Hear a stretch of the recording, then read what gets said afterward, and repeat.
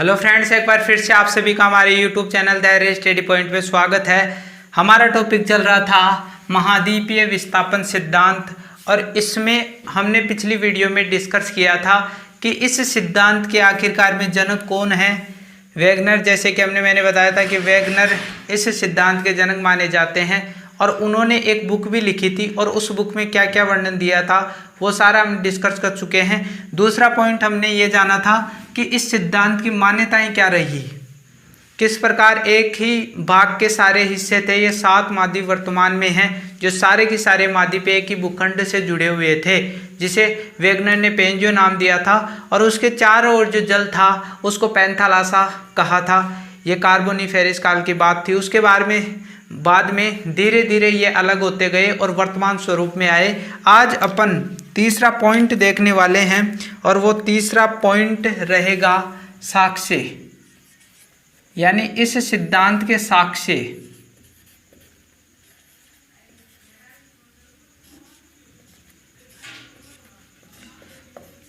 आपकी बुक में ये दे रखा होगा कि वैगनर के सिद्धांत के संबंध में प्रस्तुत किए गए साक्ष्य, तो मैं शॉर्ट में लिख रहा हूँ साक्ष्य, लेकिन आपको यदि आप हेडिंग बनाना चाहो तो ऐसे बना सकते हो कि वैगनर के सिद्धांत के संबंध में, वैगनर के सिद्धांत के संबंध में प्रस्तुत किए गए साक्ष्य।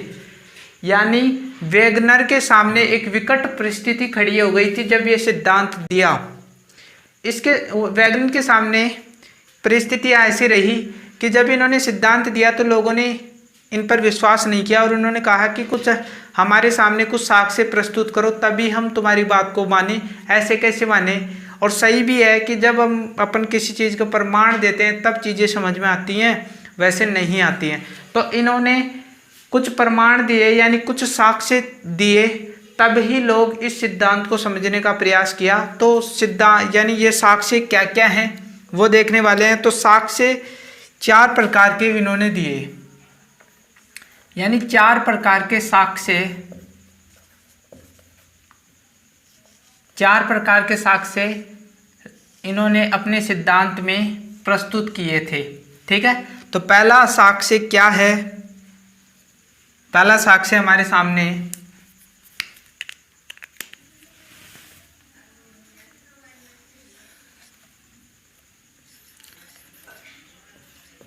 भूगर्भिक साक्ष्य। ठीक है, इसमें क्या क्या आएगा वो भी देखने का प्रयास करेंगे। दूसरा इन्होंने प्रस्तुत किया था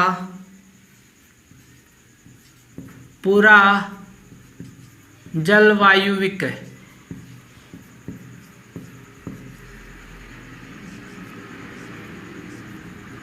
पूरा जलवायु साक्ष्य।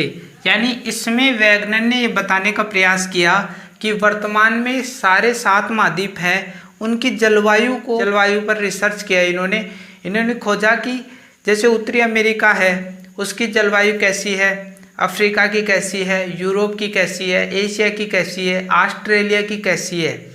यानी सारे महाद्वीपों की जो जलवायु है उसको इन्होंने काफ़ी सारी रिसर्च की, काफ़ी सारा इन्होंने अध्ययन किया और उसके आधार पर इसमें बताने का प्रयास किया। तो आगे डिस्कस करेंगे इसमें भी।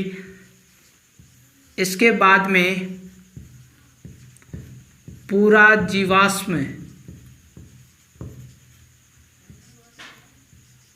जीवाश्म साक्ष्य।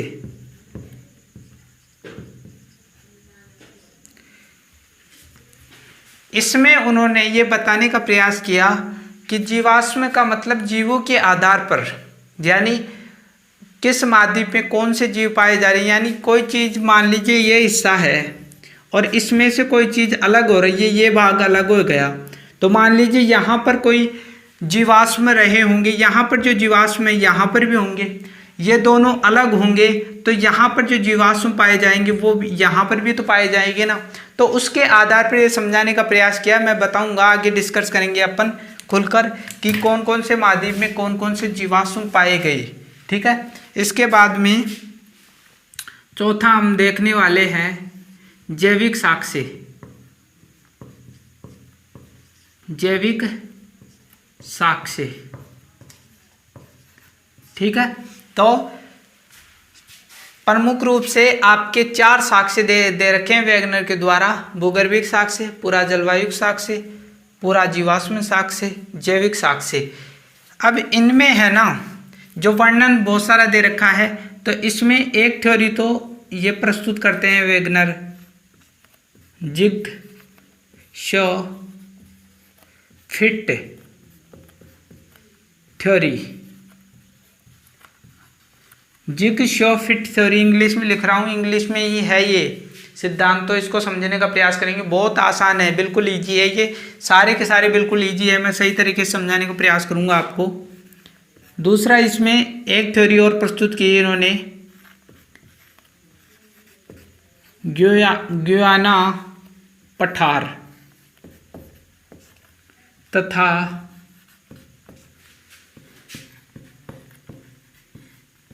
गिनिका पठार, यानी गुयाना पठार और गिनिका पठार दोनों अलग अलग हैं। इनमें तालमेल बैठाने का प्रयास किया। जो गुयाना पठार है वो आपको दक्षिण अमेरिका का जो पूर्वी हिस्सा है वो है, और गिनी का पठार है ना, गिनी का तट कर दो, यहाँ पर तट थोड़ा अच्छा लगेगा, गिनी का तट, ठीक है। ये गिनी का तट अफ्रीका का पश्चिमी हिस्सा है। दोनों के बीच में संबंध दर्शाने का प्रयास करेगा वेगनर इसमें, ठीक है। इसके बाद में आप देखोगे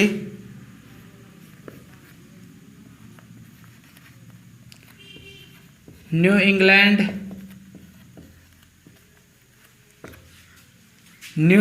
जो पर्वत है, ग्रीनलैंड,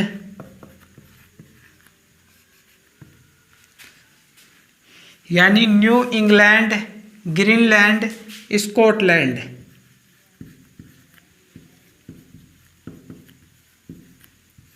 और एक पर्वत और है, आप नाम सुना भी होगा आपने, स्कैंडिनेवियाई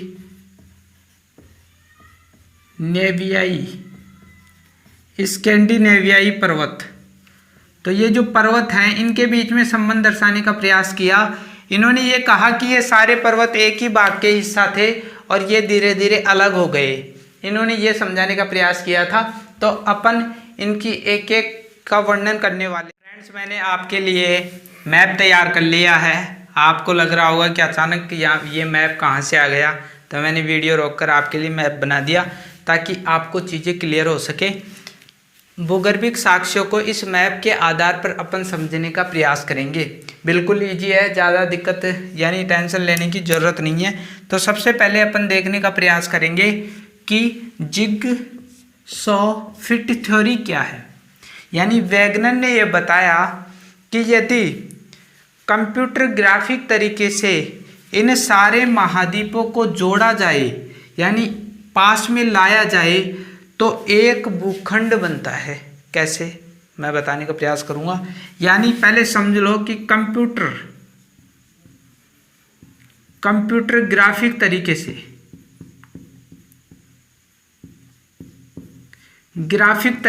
जोड़ना, इसका अर्थ क्या है। यानी कंप्यूटर में अपन किसी चीज़ों को पास पास नहीं जोड़ देते, उसी प्रकार वैगनर ये कह रहा है कि यदि आप देखोगे कि पहले मैं महाद्वीप बता देता हूँ। ये उत्तरी अमेरिका है, ठीक है, उत्तरी अमेरिका। हमें ये विशेष रूप से जरूरत पड़ेगी इसलिए लिख रहा हूँ। ये दक्षिणी अमेरिका, ठीक है। ये आपका अफ्रीका है, अफ्रीका महाद्वीप, ठीक है। ये ऑस्ट्रेलिया है,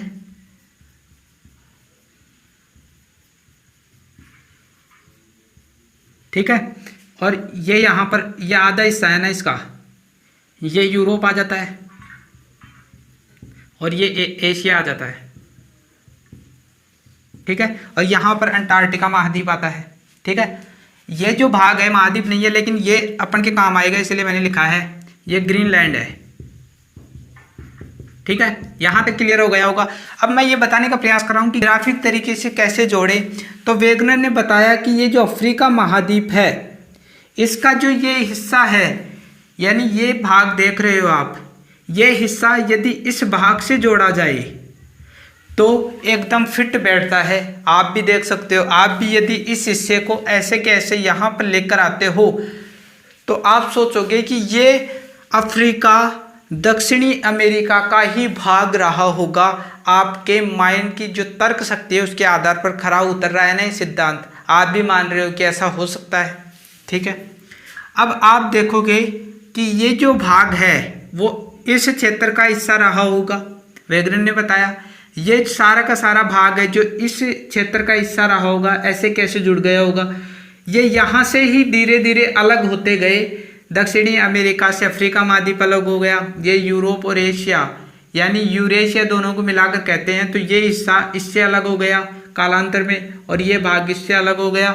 और ये आप देखते हो भारत भी अफ्रीका का ही हिस्सा रहा था, और ये जो है ना ऑस्ट्रेलिया भी अफ्रीका से ही अलग हुआ है।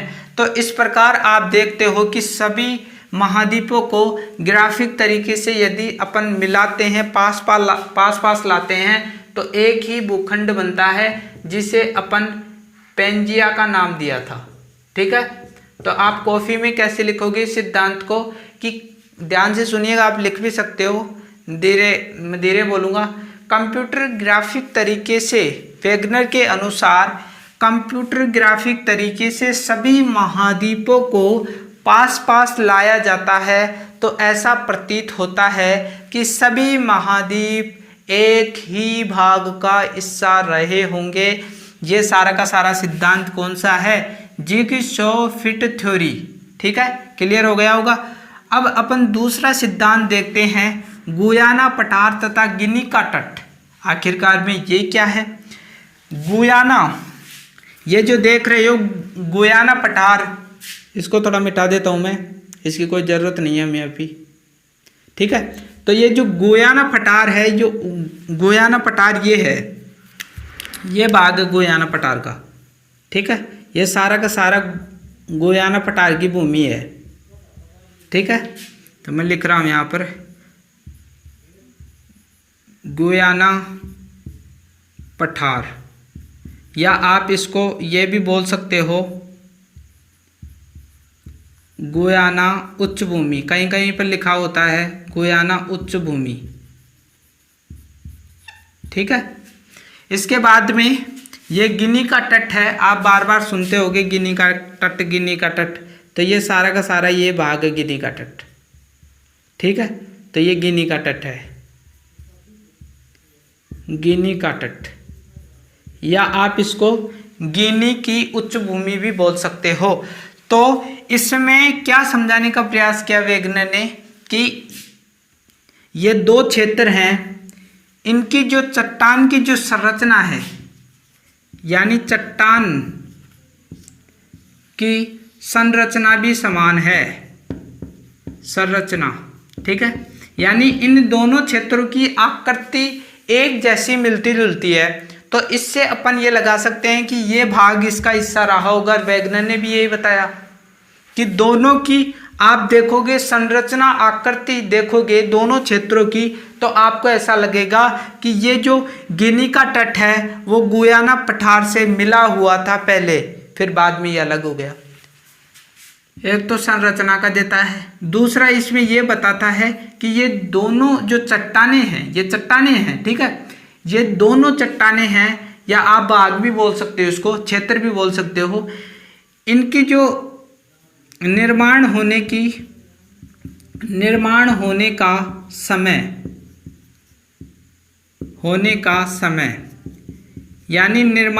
का समय भी बराबर है, यानी इन दोनों का निर्माण भी एक ही समय हुआ है, ऐसा बताने का प्रयास करता है। तो इससे हमें लगता है कि ये जो भाग है शायद इसका हिस्सा रहा होगा, आपको भी ऐसा लग रहा होगा।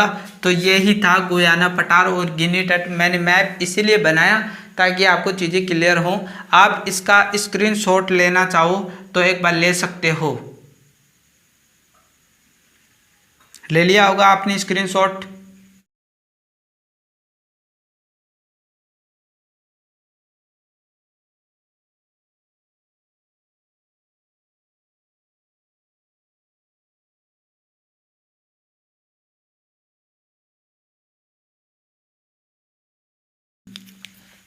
New England, Greenland, Scotland, Scandinavia. सबसे पहले तो ये देखो कि ये क्षेत्र कहाँ कहाँ है इन नक्शे में, ठीक है। तो सबसे पहले ये जो क्षेत्र है आपको, यानी यहाँ पर ये जो पर्वत श्रृंखला है वो उत्तरी अमेरिका में, इस पर्वत श्रृंखला को न्यू इंग्लैंड पर्वत श्रृंखला बोलते हैं। न्यू इंग्लैंड पर्वत श्रृंखला, ठीक है। आगे देखो ग्रीनलैंड कहाँ पर है, मैंने लिख दिया है ग्रीनलैंड ये है, ठीक है। इसके बाद में स्कॉटलैंड, स्कॉटलैंड यहाँ पर कुछ द्वीप से हैं, आप नक्शे में देखोगे तो कुछ आपको द्वीप दिखेंगे। तो इन द्वीपों में ही एक पर्वत श्रृंखला पाई जाती है जिस स्कॉटलैंड पर्वत, ठीक है। इसके बाद में आप देखोगे कि स्कैंडिनेविया पर्वत कहाँ पर है। स्कैंडिनेविया पर्वत ये यूरोप का हिस्सा है, कुछ भाग नॉर्वे यहाँ पर आपको दिखेगा, ऐसे नक्शे में देखोगे तब, ठीक है। तो ये जो क्षेत्र है वो स्कैंडिनेविया, यहाँ पर एक पर्वत श्रृंखला पाई जाती है स्कैंडिनेविया, ठीक है। ये सारी की सारी पर्वत श्रृंखलाएं 4, लेकिन वेगनर ने ये समझाने का प्रयास किया, यानी वेगनर ने ये समझाने का प्रयास किया कि वर्तमान में ये जो अलग अलग जो आप पर्वत देख रहे हो, किसी समय ये एक भाग का ही हिस्सा रहे थे। यानी आप यदि इस पर्वत को यहाँ जोड़ो तो जुड़ जाएगा, ये जो ग्रीनलैंड है ये हिस्सा यहाँ जुड़ेगा तो शायद ये इसी का भाग रहा होगा। यानी न्यू इंग्लैंड जो पर्वत है वो ग्रीनलैंड पर्वत से मिलता जुलता है, इसकी जो संरचना है, जो आकृति है वो मिलती जुलती है। यहाँ पर ये जो पर्वत देख रहे हो, इनको यदि आप यहाँ जोड़ोगे तो कुछ भाग तो इसका लग जाएगा, कुछ भाग इसका लग जाएगा और ये यहाँ पर लगी जाएगा। तो कहने का मतलब मेरा ये है कि यहाँ पर आपको संरचना भी यानी इन चारों पर्वतों की संरचना भी आपको समान देखने को मिलती है, आकृति भी एक जैसी है।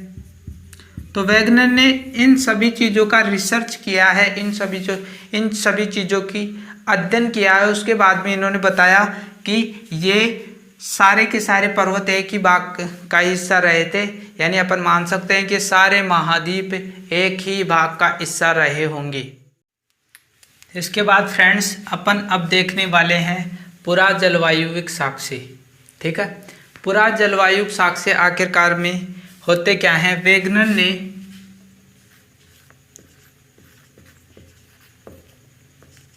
वेगनर ने कहा कि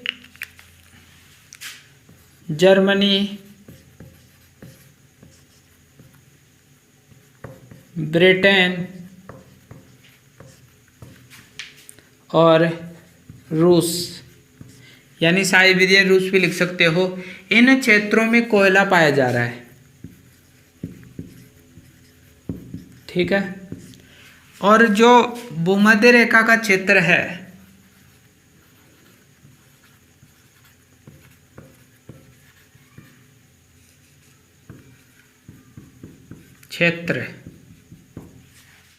क्षेत्र इनमें हिमोट के निक्षेप पाए जा रहे हैं, यानी बर्फ।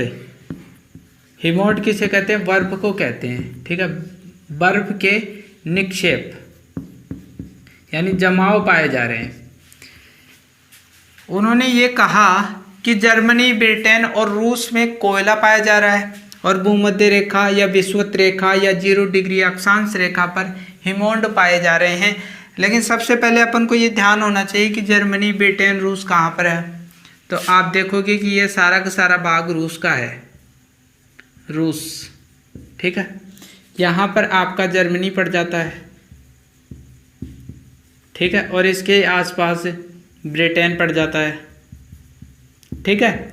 ये क्षेत्र पड़ते हैं। और जो भूमध्य रेखा का क्षेत्र है, भूमध्य रेखा यहाँ से यानी दक्षिणी अमेरिका से होती हुई, अफ्रीका से होती हुई, यहाँ ऑस्ट्रेलिया से होती हुई बाहर चली जाती है।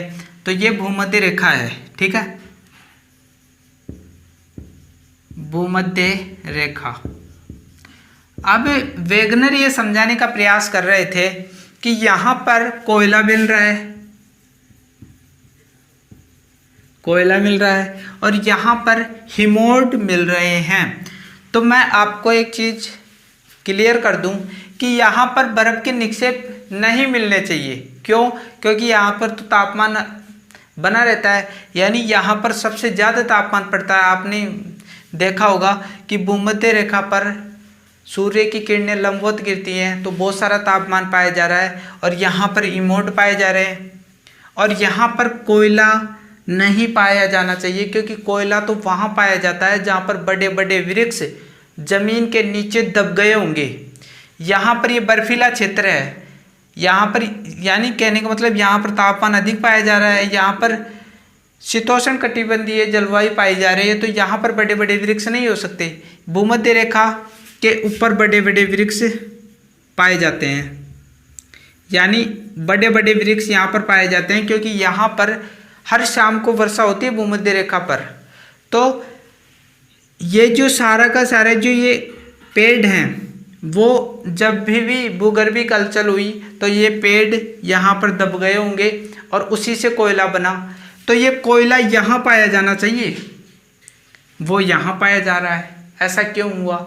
यानी जो चीज़ हिमोड, यहाँ पर बर्फीला क्षेत्र है सारा का सारा, यहाँ पर हिमोड पाए जाने चाहिए थे, वो हिमोड यहाँ भूमध्य रेखा पर पाए जा रहे हैं। और जो कोयला भूमध्य रेखा पर पाया जाना चाहिए था, वो कोयला यहाँ पर पाया जा रहा है। ऐसा कैसे हुआ? फिर उसके बाद में वेगनर ने पाया कि दो तर्क निकाले। एक तर्क तो इन्होंने ये निकाला कि शायद जलवायु कटिबंधों में परिवर्तन हुआ होगा, कटिबंधों में परिवर्तन हुआ होगा। एक निष्कर्ष तो इन्होंने ये निकाला। दूसरा ये निकाला कि महाद्वीप विस्थापित हुए होंगे, महाद्वीपों का विस्थापन हुआ होगा।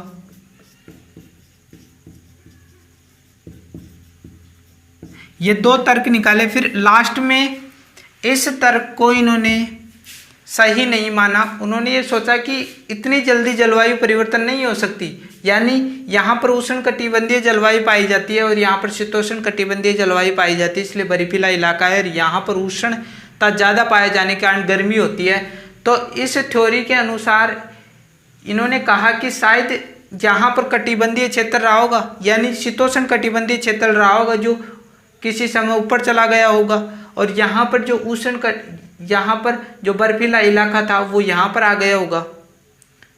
तो इन्होंने ये सोचा कि जलवायु कटिबंधों में परिवर्तन इतना जल्दी नहीं हो सकता, इसलिए इस थ्योरी को इन्होंने गलत सिद्ध कर दिया और इस थ्योरी को सही माना। इन्होंने कहा कि यहाँ पर जो भूखंड हुए थे वो सारे के सारे यहाँ पर चले गए और यहाँ के जो भूखंड थे वो यहाँ पर आ गए।